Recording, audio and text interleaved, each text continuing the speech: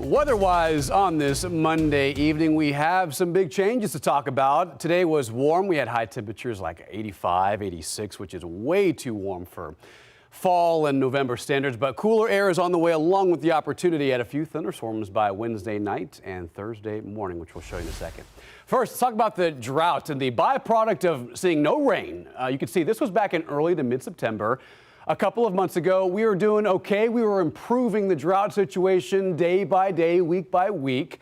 Matter of fact, the hill country was out of drought back in early to mid-September. But fast forward to today, and yeah, it's expanded quite a bit significantly. The red pocket of drought, the extreme category, across Bexar County, parts of Guadalupe, and then Medina County, and then out towards Cuero, Gonzales, down I-10.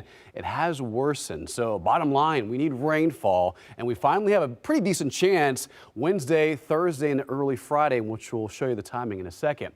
But first, days are getting shorter. We're losing daylight. Matter of fact, tonight's sunset was at 5:38. And we're going to continue losing daylight until December 21st, the first day of winter. Outside right now, though, we'll call it partly cloudy, mostly clear. We'll see more clouds building overnight and also some fog.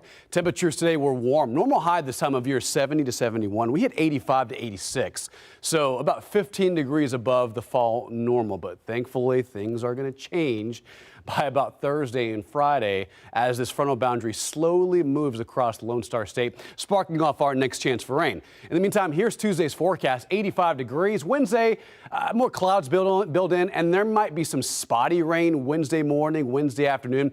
But the better window and opportunity of storms is late Wednesday night into Thursday morning. Here it is on the hour by hour tomorrow morning, clouds, fog, and some maybe morning patchy drizzle, some lower visibility in some areas as well. Tomorrow, partly cloudy, sunny, highs in the middle 80s. Wednesday early, maybe more coverage on some of those sparse areas of light to moderate rain. But watch what happens Wednesday night. Thunderstorm action gets a little bit more widespread in our far western counties late Wednesday night into early Thursday morning.